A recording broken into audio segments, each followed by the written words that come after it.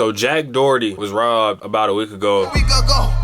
With us in there, we tweaking, in LA, right? So to give y'all a quick backstory and to catch y'all up real fast on why I said what I said in the title, I'm gonna break it down. So apparently Jack was in LA for a few days. For what reason, I don't know. I haven't heard about any specific reason. He did do a No Jumper podcast, but I don't know if that's why he flew there initially or if that was just a part of his work while he was there. So the day all the work is done, he's supposed to leave. He ends up extending his trip for one extra day. With this one extra day, I think he said he haven't been to LA in a while, so he's want to move around, just kick it before he go back home to Miami. Yeah, last week we were in LA. I was actually supposed to leave on Friday at like midnight, but I pushed our flights back to Saturday at midnight because I wanted to just spend a day in LA and enjoy LA because I used to live there and I just love it there. And I wanted to have like one day off camera and just enjoy LA. So their last day in LA, I think they're looking for a coffee shop or a coffee spot, and they end up pulling up to one. Well, but the location they went to ended up being the wrong location, so then they started looking for second options because they probably didn't want to have to drive all the way across town to get to the actual location that they wanted to go to. The day started because Christy wanted to go to where? Rodeo. No, we want to go somewhere else. Go to La La. Oh, La La Land. Yeah. Yeah. We went to La La Land, but it was the wrong La La Land. It was like a place on Hollywood Boulevard that was like not a coffee shop. It was a souvenir shop. So I was like, all right, fudge this. Let's just go to Rodeo and we'll get coffee there. So we go to Rodeo, down Rodeo to like Alfred's Coffee, and then the line was too long, so we walked to Starbucks. In the midst of all this, I'm assuming everything is good vibes because nothing was spoke on about how it was weird vibes or weird energy before the situation happened. So fast forward to after the coffee, after they done chilling, kicking it, they want to smoke. Jack step outside, and I'm assuming he step outside with security to smoke. 10 minutes later,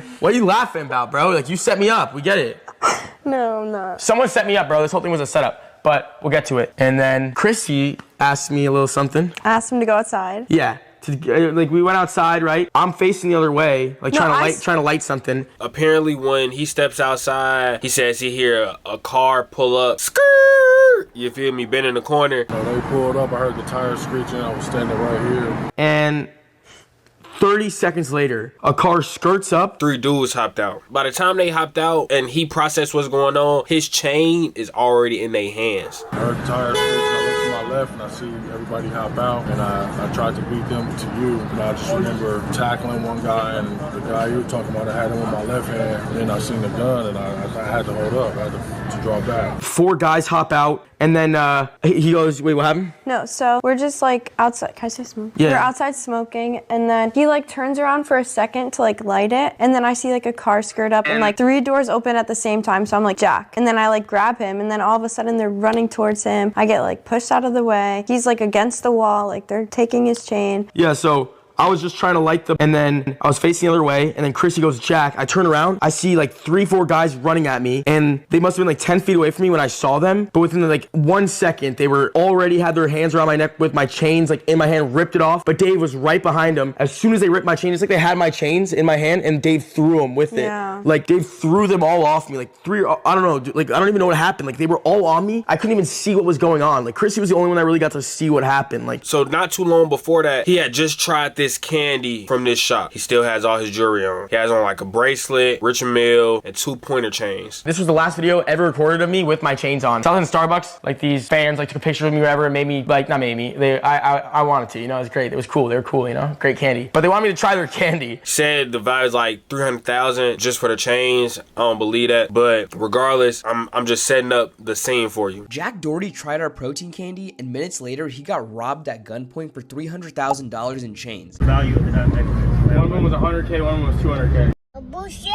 Like 300K? Yeah. Well, no fucking shit. He said the chains was already in their hand, and now they're trying to reach for the watch. Apparently, he's fighting back, and he gets out of their hold. He says he runs to the middle of the street. And then he's like running around in circles in the middle of the road. Like, it happened so quick. And Yeah, we were so literally playing scared. tag, bro, like in the middle of the road with a robber. Like, I just remember getting pushed up against the wall and then seeing my chains like in front of me with all the guys on the ground because they had like Dave shoved them all over, and that allowed me to break free. I run onto the road because I was running away from him. I didn't want. He was trying to get my watch, bro. I was like, give up up already, pal. Not too much of a bad idea if you're not dealing with a crash out, because if you seen what happened with Mo 3 hopped out in the middle of the expressway and them boys still did that. It's like, yeah, running to the middle of the street, getting everybody attention, they might get scared. Thankfully they did this time, because a lot of people don't make it out of robbery situations in LA if they fighting. Because I'm not saying everybody that get robbed in LA don't make it out, because there's a lot of people that got robbed in LA. I'm saying the people that don't try to give it up sometimes don't make it out. You feel me? Think about Pop Smoke. Think about PNB Rock. Just two industry examples out the gate. We're not even thinking about the normal civilians, the people with money that's off the internet. He lucky he ain't die. PNB Rock is dead when they try to rob him and he wasn't going. He lucky they ain't have a knife. He lucky that he got his life out there, because, bruh, it's hyenas. And for all you lames and everything like that who try to make stuff race, like when black people get robbed, like, oh yeah, it's the black people robbing black people. Y'all won't do this to white people. Well, there you go. It doesn't matter. You gonna get robbed, unfortunately. There's a lot of poverty that exists in Los Angeles, or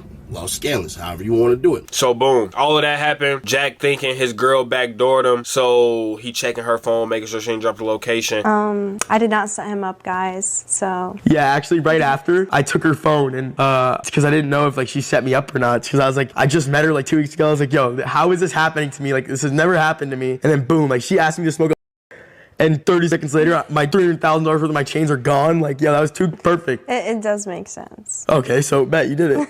The internet thinking the security backdoored him, because the security just acting real relaxed. He just sitting there with his tank top off like a fucking goofy.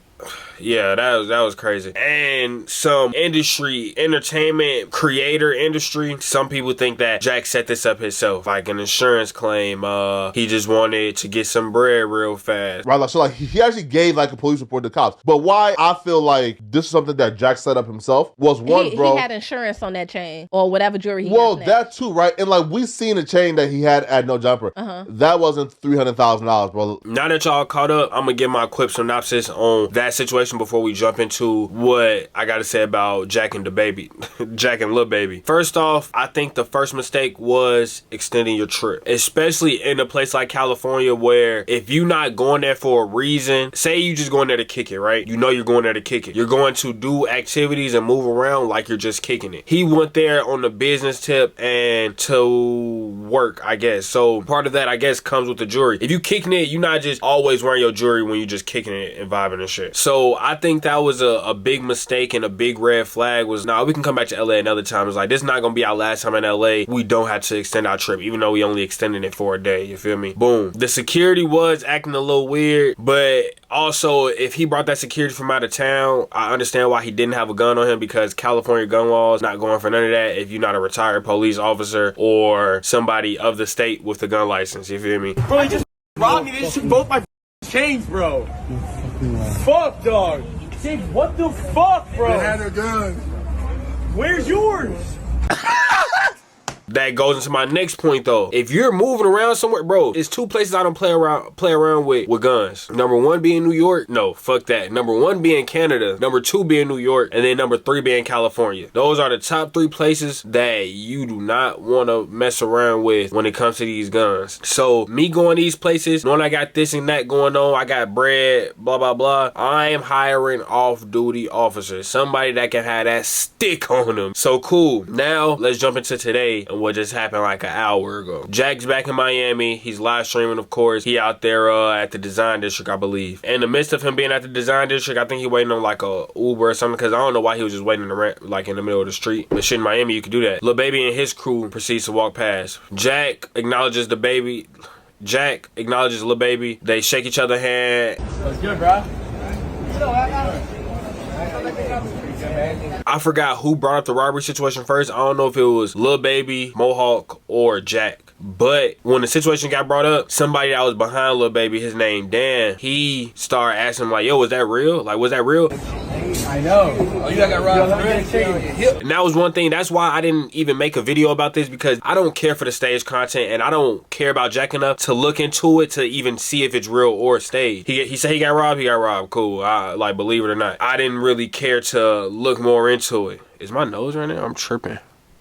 Damn, my fault, y'all. Allergies busting. So Dan trying to ask him this question, and Jack not catching on at first. He did answer initially. I mean, he did answer eventually, but I think Jack was too busy glazing, trying to get the clip with Lil Baby so he can clip it for the internet. Cool. Oh, you got robbed for real? You got robbed for real? Okay. So when he finally answers Dan and the security situation comes up, like, yeah, I had security out there. Dan was like, and you still got the same security? I still got the same security. Cause it's like, that's dumb as shit. Like, respectfully, bro, I don't care how tied in we are. The minute something happens and you weren't able to secure the situation, you're out of here. Time to get a new security guard. Do you think Kyle will be running around here with Cuddy after Cuddy let some green shit happen? Be honest. Because it's like, you let some green shit happen one time, somebody else gonna think that they could do that same thing because you got that same security guard. At the end, after the security situation get chalked up, Lil Baby said he gonna give him a chain. Probably gonna be a CBFW chain. Nothing too crazy. Y'all know he not gonna spend no crazy bread on this. Fucking Jack Doherty, you feel me? I know. Fuck. Oh, Jay, you didn't hear him? He said he got a chain for you. Who? Lil Baby.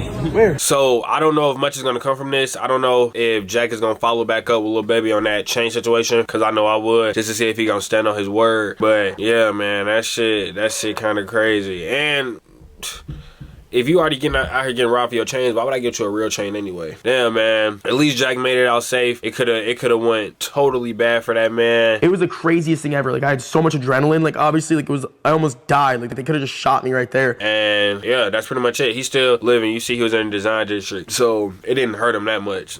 He already gone. He probably just, how certain cities, certain situations happen in, rub me the wrong way. Anytime that city come up or anytime I got to go to that city, he probably just feel the same way. But yeah, if that was informative, if y'all like that in any type of way, y'all should go check out the last video I did about Trippie Redd and Future fucking on the same bitch. So yeah, just click somewhere on the screen and yeah, y'all can go be entertained by that. Excuse me. Damn, so yeah, it's really stuffy up there. But yeah, guys, that was the craziest thing that's ever happened to me, and it like taught me a huge lesson. Like,